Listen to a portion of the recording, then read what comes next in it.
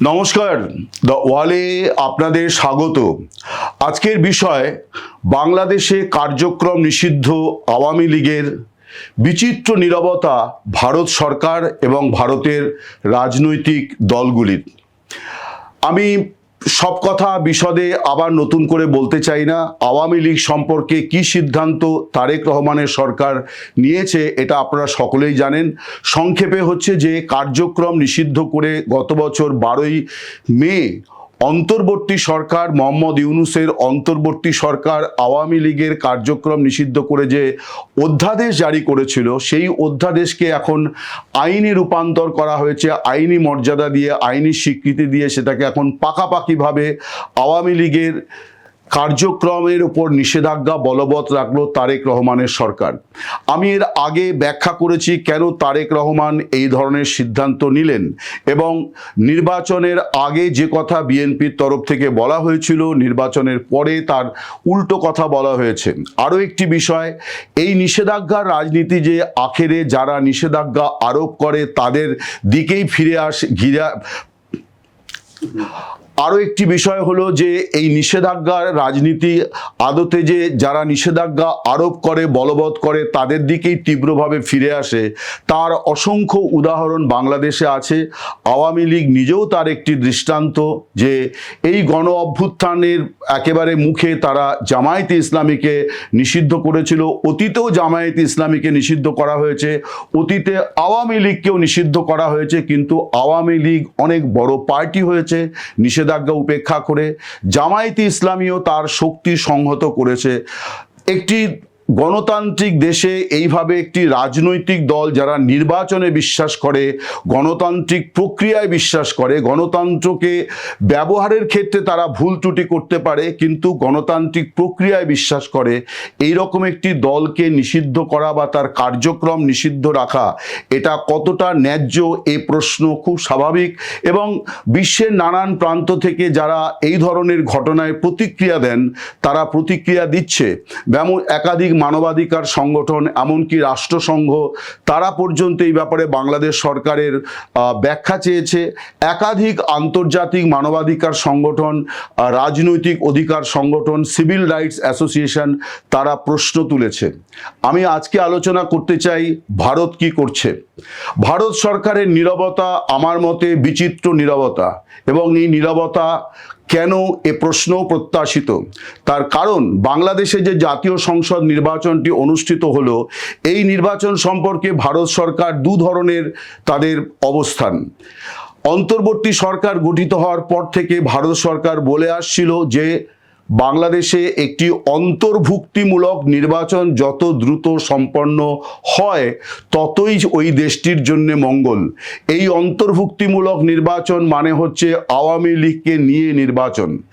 এই যে মতামত বা অভিমত পেশ করার পরে মোহাম্মদ ইউনূসের সরকার আওয়ামী লীগের কার্যক্রমের ওপর নিষেধাজ্ঞা জারি করে তারা অধ্যাদেশ জারি করেছিল। সেই অধ্যাদেশের বিষয়ে ভারত সরকারের প্রতিক্রিয়াটি ছিল বিচিত্র। তারা বলেছিল যে উপযুক্ত প্রক্রিয়া মানা হয়নি, অর্থাৎ যে অধ্যাদেশের মাধ্যমে আওয়ামী লীগের কার্যক্রমের ওপরে নিষেধাজ্ঞা জারি করা হলো, সেই নিষেধাজ্ঞা জারিটা প্রক্রিয়া মেনে হয়নি। আর এবারে যখন তারেক রহমানের সরকার সংসদে বিল পাশ করিয়ে নিল, তখন ভারত সরকার নীরব। ধরে নেওয়া যায় যে তাহলে ভারত সরকার মনে করছে যে তারেক রহমানের সরকার তারা আওয়ামী লীগকে নিষিদ্ধ ঘোষণার সিদ্ধান্তটি প্রক্রিয়া মেনে করেছে, এটা ধরে নেওয়া যায়। এমন একটা সময় তারেক রহমানের সরকার আওয়ামী লীগের ওপর কার্যক্রম নিষেধাজ্ঞা বহাল রাখার আইনটি পাশ করিয়েছে, যখন বাংলাদেশের মাননীয় বিদেশমন্ত্রী ডক্টর খলিলুর রহমান এবং প্রধানমন্ত্রীর বিদেশ বিষয়ক উপদেষ্টা তথা বাংলাদেশ জাতীয়তা পার্টি বা বিএনপির যুগ্ম সাধারণ সম্পাদক হুমায়ুন কবির তারা দিল্লি সফর করছিলেন, দিল্লিতে ছিলেন। ঠিক এমন সময় বাংলাদেশ সংসদ এই আওয়ামী লীগের ওপর এই এই নিষেধাজ্ঞা বলবৎ করে আইন পাশ করিয়েছে। আওয়ামী লীগের নেত্রী শেখ হাসিনা ভারতে আছেন, শোনা যায় আরও অনেক নেতা নেত্রী তারা ভারতে আছেন। কে কোথায় কতজন আছেন আমার কাছে তার কোনো পূর্ণাঙ্গ তথ্য নেই। টেলিফোনে অনেকের সঙ্গে কথা হয়, কখনো প্রশ্ন করি না কে কোথায় আছেন, শুনি তাদের এই নিয়ে নিরাপত্তার ঝুঁকি আছে। আমার যে প্রশ্ন সেটি হচ্ছে যে আওয়ামী লীগের বিষয়ে ভারত সরকার যদি এখন এইটা বলার চেষ্টা করে যে এটা বাংলাদেশের অভ্যন্তরীণ বিষয়, সে কথা বলার অবকাশ নেই। তার কারণ অতীতে আওয়ামী লীগের ওপর যখন ইউনূস সরকার এই অধ্যাদেশ জারি করে কার্যক্রম নিষিদ্ধ ঘোষণা করেছিল তখন ভারত সরকার প্রতিক্রিয়া দিয়েছিল। ফলে এটি বাংলাদেশের অভ্যন্তরীণ বিষয় নয়, এ নিয়ে কোনো সন্দেহ নেই। এবং কিছু বিষয় থাকে সেটা কোনো একটা দেশের হলেও সেখানে আন্তর্জাতিক প্রতিক্রিয়া প্রত্যাশিত। আওয়ামী লীগ বাংলাদেশের মুক্তিযুদ্ধের অন্যতম সংগঠক দল এবং ভারতের সঙ্গে তার সম্পর্ক একটা আর 5টা দলের থেকে সম্পূর্ণ আলাদা।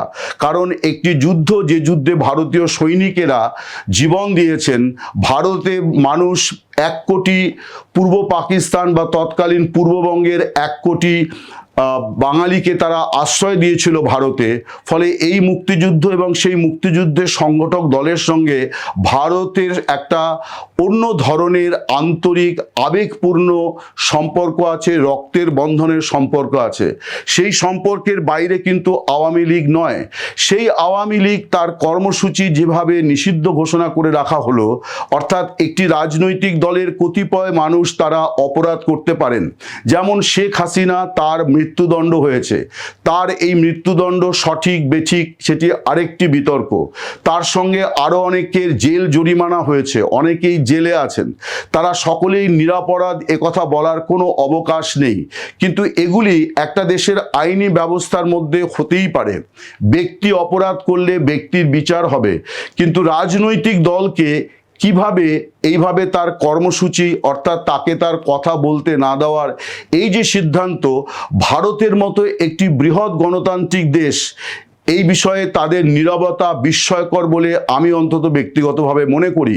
তার কারণ আওয়ামী লীগ আর 5টা রাজনৈতিক দলের মতো নয়। এই দলের অনেক ক্রিমিনাল প্রকৃতির নেতা আছেন, অনেক নেতা আছেন যাদের অপকর্মের কোনো শেষ নেই। কিন্তু তার মানে এই নয় যে আওয়ামী লীগ দলটিকে এইভাবে কার্যক্রম নিষিদ্ধ করে রাখা যায়।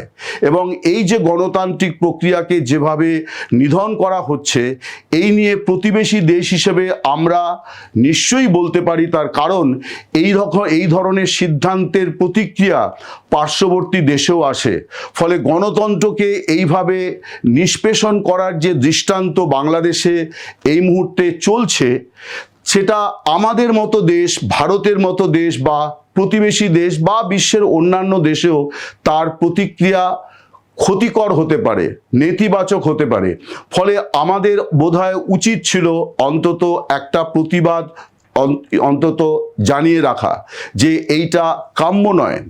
আমি শুধুমাত্র ভারত সরকারের কথা বলবো না, ভারত সরকারের যে সিদ্ধান্তের পরিবর্তনের কথা আমি বলছিলাম সেটা একটুখানি বলে নিই। যে ভারত সরকার আওয়ামী লীগকে নিয়ে নির্বাচনের কথা বলেছিল, কিন্তু একটা পর্যায়ে এসে তারা শুধুমাত্র নির্বাচন চাইল, অন্তর্ভুক্তিমূলক নির্বাচন, অর্থাৎ আওয়ামী লীগকে নিয়ে নির্বাচন, এই কথা তারা আর বলল না। অর্থাৎ আওয়ামী লীগকে যে নির্বাচনে অংশ নিতে দেওয়া হলো না, এই বিষয়ে কিন্তু ভারত সরকার সরকারিভাবে কোনো প্রতিক্রিয়া তারা নথিভুক্ত করেনি। ইতিহাসের কাছে হয়তো এই সমস্ত বিষয়ে আমাদের জবাবদিহি করতে হতেই পারে। আমি ফিরে আসি যে কথা, আরও একটি পয়েন্ট, সেটি হচ্ছে যে ভারতের রাজনৈতিক দলগুলির ভূমিকা। যেমন কংগ্রেস, তারা যখন মুক্তিযুদ্ধের সময় তখন মিসেস গান্ধী কংগ্রেসের সর্বময় নেত্রী, তিনি ছিলেন ভারতের প্রধানমন্ত্রী। তার নেতৃত্বে, তার দূরদর্শিতায় এবং তার প্রাজ্ঞ নেতৃত্বের ফলেই কিন্তু বাংলাদেশের মুক্তিযুদ্ধ ত্বরান্বিত হয়েছিল এবং পাকিস্তান দ্বিখণ্ডিত হয়েছিল। সেই সময় থেকে বঙ্গবন্ধু শেখ মুজিবুর রহমান এবং আওয়ামী লীগের সঙ্গে কংগ্রেস দলেরও কিন্তু একটা গভীর সম্পর্ক, যে সম্পর্ক খুব একটা সাদামাটা কাটা সম্পর্ক নয়, যে এক মানে দুটি দেশের রাজনৈতিক দলের মধ্যে যে সম্পর্কগুলি থাকে ঠিক সেই রকম সম্পর্ক নয়, এ সম্পর্ক অত্যন্ত গভীর। কিন্তু সোনিয়া গান্ধী, রাহুল গান্ধী, মল্লিকার্জুন খাড়গে, কংগ্রেসের এই যে নেতৃত্ব, তারা কিন্তু অদ্ভুত নীরব। তারা আওয়ামী লীগের কার্যক্রমের ওপর এই নিষেধাজ্ঞা এ নিয়ে তারা টু শব্দটি করছেন না। তারা কখনো কথা বলছেন না যে এই ধরনের সিদ্ধান্ত কোনো রাজনৈতিক দলের জন্যেই মঙ্গলময় হবে না এবং এটা এই উপমহাদেশের রাজনীতিকে কলুষিত করবে। ভারতীয় জনতা পার্টির তার দুই নেতা সফররত, বাংলাদেশের সফররত যে কর্তা ব্যক্তিরা এসেছিলেন, তাদের মধ্যে একজন তারেক রহমানের বিদেশ বিষয়ক উপদেষ্টা হুমায়ুন কবির, যিনি বিএনপির যুগ্ম সাধারণ সম্পাদক, তার সঙ্গে বৈঠক করেছেন। ঠিক কাজই করেছেন আমি বলবো। তার কারণ এটাও একটা ধারণা ছিল যে শুধু ভারত সরকার নয়, বিএনপির সঙ্গে যোগাযোগ রাখে না বিজেপিও। এই যে যোগাযোগ পুনঃস্থাপিত হলো, এটা অত্যন্ত অত্যন্ত ভালো একটি সিদ্ধান্ত। এবং হুমায়ুন কবির দ্য ওয়ালকে দেওয়া সাক্ষাৎকারে বা আলাপচারিতায় তিনি বলেছেন যে শুধুমাত্র বিজেপি নয়, তারা ভারতের সব রাজনৈতিক দলগুলির সঙ্গেই একটা সুসম্পর্ক, যোগাযোগ বজায় রাখার চেষ্টা চালাবেন এবং তার শুভ সূচনা এই সফর দিয়ে হয়েছে। আমি বলবো বিএনপি নেতাদের যেভাবে ভারতের বিজেপির বৈদেশিক বিষয়ক দুই নেতা তারা বৈঠক করেছেন, বিজয় চৌথালিয়া এবং শিশির বাজোরিয়া, তারা সঠিক সিদ্ধান্ত নিয়েছেন। প্রতিবেশী দেশের গুরুত্বপূর্ণ রাজনৈতিক সব দলের সঙ্গেই সম্পর্ক, যোগাযোগ, বন্ধুত্ব হয়তো সবার সঙ্গে হবে না, কিন্তু যোগাযোগ, নিয়মিত যোগাযোগ থাকাটা অত্যন্ত জরুরি। কিন্তু আমি খুব অবাক হচ্ছি যে ভারতীয় জনতা পার্টি তারা আওয়ামী লীগের ওপর যেভাবে দমন পীড়ন এবং যেভাবে এই দলটিকে, মুক্তিযুদ্ধের প্রধান সংগঠক দলটিকে তার কার্যক্রম নিষিদ্ধ করে রাখার যে সিদ্ধান্ত এবং আইন জারি হলো, তাই নিয়ে ভারতীয় জনতা পার্টির নীরব। তারা এক লাইনের একটি প্রতিক্রিয়াও দিলেন না। আমি খুব অবাক হচ্ছি ভারতের বামপন্থী দলগুলিকে নিয়ে। সিপিআইএম, সিপিআই, যারা মুক্তিযুদ্ধের সময়তে তাদের একটা ইতিবাচক ভূমিকা ছিল ভারতের মাটি থেকে, এবং সিপিএমের বর্ষিয়ান নেতা প্রয়াত নেতা জ্যোতি বসু, তিনি যেভাবে বাংলাদেশের সঙ্গে সম্পর্ককে একটা নয়া মাত্রা দেওয়ার চেষ্টা করেছিলেন, সেই জ্যোতি বসুর দল সিপিএম তারা অদ্ভুতভাবে নীরব। তারা কিন্তু পৃথিবীর নানান প্রান্তে নানান ঘটনায় তারা প্রতিক্রিয়া দেয় যে এইটা গণতন্ত্র বিরোধী, এইটা ফ্যাসিবাদী সিদ্ধান্ত, এইটা স্বৈরতান্ত্রিক সিদ্ধান্ত। কিন্তু অদ্ভুতভাবে তারা বাংলাদেশে আওয়ামী লীগের ওপর যে দমনপীড়ন এবং যে তাদের ওপর নিষেধাজ্ঞা বলবৎ রাখা হয়েছে সেই ব্যাপারে তারা নীরব। অথচ লক্ষণীয় যে মোহাম্মদ ইউনূস সরকারের সময়তে বাংলাদেশের সংখ্যালঘুদের উপর নিপীড়ন, নির্যাতনের ঘটনায় শুধুমাত্র ভারত সরকার বা ভারতীয় জনতা পার্টি নয়, ভারতের প্রায় কম বেশি সব দল তারা প্রতিক্রিয়া দিয়েছিল, তারা নিন্দা করেছিল, তারা ইউনূস সরকারকে বলেছিল যে এই নিপীড়ন, নির্যাতন বন্ধ করতে হবে। সঠিক কাজই করেছিলেন। তার কারণ সংখ্যালঘুদের সুরক্ষা দেওয়ার কাজটা, এই ব্যাপারে সকলেরই অগ্রণী ভূমিকা পালন করা উচিত। এটাও ঠিক, সংখ্যালঘুরা কোনো দেশেই নিরাপদ নন, সর্বত্রই তারা বিপন্নতার মধ্যে দিন কাটে তাদের। কিন্তু আমার বক্তব্য হচ্ছে যে যখন গণতান্ত্রিক পরিমণ্ডল এইভাবে বিপন্ন, তখনও কিন্তু রাজনৈতিক দল, প্রতিবেশী দেশের রাজনৈতিক দলগুলির দায় বর্তায় যে এই উপমহাদেশের রাজনীতির মধ্যে যাতে আর গণতন্ত্রের এই ধরনের বড় ধরনের ঝুঁকির মধ্যে গণতন্ত্র না পড়ে, তার জন্য অন্তত একটা প্রতিবাদ করা, একটা আর্জি জানানো, এটা সব রাজনৈতিক দলের মধ্যে পড়ে। যারা গণতান্ত্রিক প্রক্রিয়ায় বিশ্বাস করেন, যারা নির্বাচনী রাজনীতিতে বিশ্বাস করেন, তাদের প্রত্যেকের এটা কর্তব্যের মধ্যে পড়ে বলে আমার অন্তত মনে হয়।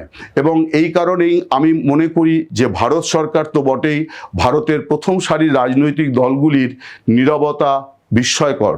নমস্কার, শুভরাত্রি, সকলে ভালো থাকবেন।